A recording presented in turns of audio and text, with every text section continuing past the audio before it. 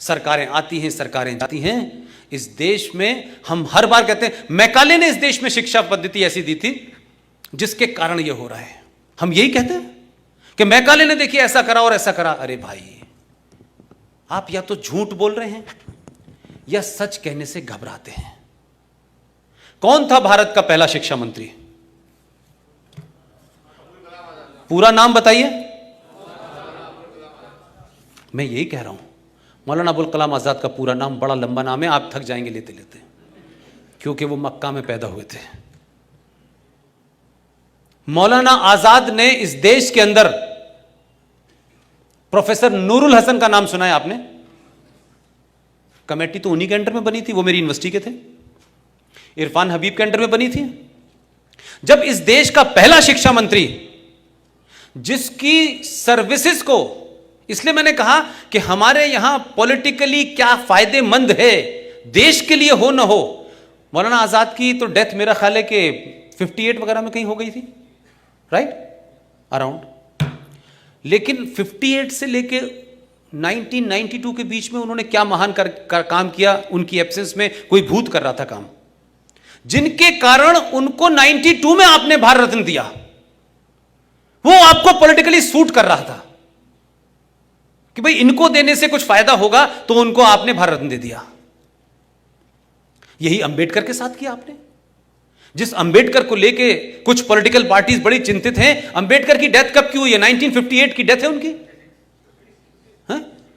56 उनको भारत रत्न कब मिला? क्यों? इस बीच में कोई महान कार्य कर दिया था क्या उन्होंने? इसलिए पॉलिटिकल रिलेवेंस क्या है, दैट इज आवर प्रॉब्लम। इसलिए जिस पहले शिक्षा मंत्री ने, जो अपने जीते जी सच नहीं बोल पाया, एक किताब लिखी थी India wins freedom, oriental publication ने उसको छापा। वो किताब मार्केट में आ गई, लोगों ने पढ़ ली, बात खत्म हो गई। लेकिन अपनी वसीयत में कुछ कह के गए थे। उस वसीयत में उन्होंने लिखा कि मैंने कुछ सच्चाई लिखी है, लेकिन मेरे जीते ये मुमकिन नहीं है, जीते जी, कि मैं इसको पब्लिक कर सकूं। उन्होंने उस 30 पन्ने लिख के गए और कहा कि मेरे मरने के 30 साल बाद, जब मेरी अस्थियां बिल्कुल विसर्जित हो जाएं जमीन के अंदर और कांग्रेसी मेरी कब्र को खोद के मुझे दोबारा न मारें, तो वो 30 पन्ने जोड़ देना।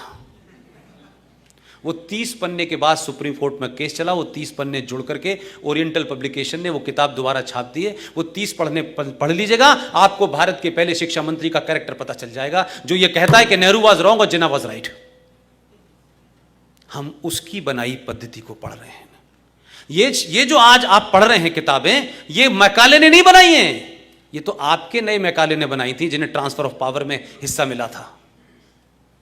तो आपका जो पूरा बेस है ना, वही झूठ, मक्कारी, फरेब और षड्यंत्रों पर रखा हुआ है। अब आप चाहते हैं कि लोग ऐसे पैदा हों जो देश के अंदर बड़ा काम करें। ये बात अलग है। ये बात अलग है कि कच्छ के पानी ने भी एक आध को पैदा कर दिया और आ गया।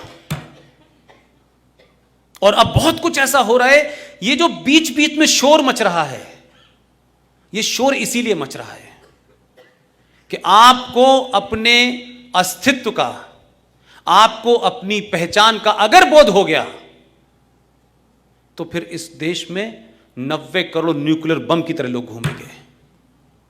इससे डर है।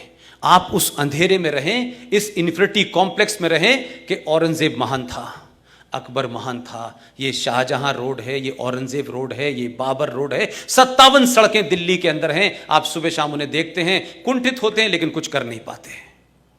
सरकारों में ये आया वो आया, बदलाव कुछ नहीं हुआ। अब कुछ नाम बदले हैं। पहली बार कई सौ साल के बाद उत्तर प्रदेश में एक जगह का नाम बदला। जब नाम बदला और प्रयाग के अंदर उसका प्रयागराज नाम हो गया, तो जब पहला कुंभ हुआ तो पूरी दुनिया ने देखा कि यह कुंभ कैसा होता है। नाम बदलने का यह फर्क होता है।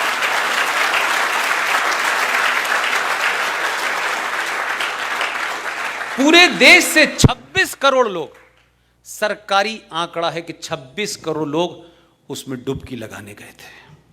इसलिए जो लोग ये कहते हैं कि what is in the name, मैं कहता हूं सब कुछ नाम में है।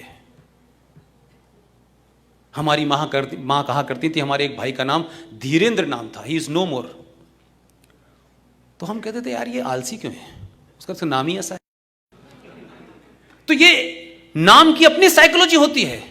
आप अपने बच्चे से रोज कहें तो मूर्ख हो, तुम मूर्ख हो, तुम मूर्ख हो, तो वो बेचारा इस कॉम्प्लेक्स में आ जाएगा कि वाकई में मूर्ख हूं।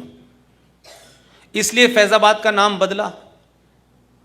तो अयोध्या में आरती आपने दुनिया में ऐसी नहीं देखी दिवाली पे। तो प्रयागराज का कुंभ भी बदल गया, अब साइंटिफिक हो गया, अब कोई हादसा भी नहीं हुआ, अब वही सारे लोग थे लेकिन पूरी दुनिया में उसका गुणगान हो रहा है। तो नाम बदलने से, एक्शन बदलने से आपके अंदर जब इस शक्ति का बोध होता है कि आपके पूर्वजों का खून आपके अंदर है, आप शिवाजी से लेकर महाराणा प्रताप और भगत सिंह से लेकर के तमाम जितने हमारे गुरु हैं, जब उनका बोधन करते हैं तो आप सही जगह बटन दबाने लगते हैं। और इसलिए लोग परेशान हैं। ये उथल पुथल चलेगी, अभी ये लड़ाई अगले 10-15 साल चलेगी। इसलिए व्यवस्था को बदलने के लिए सत्ता पे ऐसे किसी भी आदमी को बिठाए रहिए जो सिर्फ लगाम पकड़े रहे, बाकी काम समाज कर लेगा खुद। इसलिए समाज का जागृत होना बहुत महत्वपूर्ण है।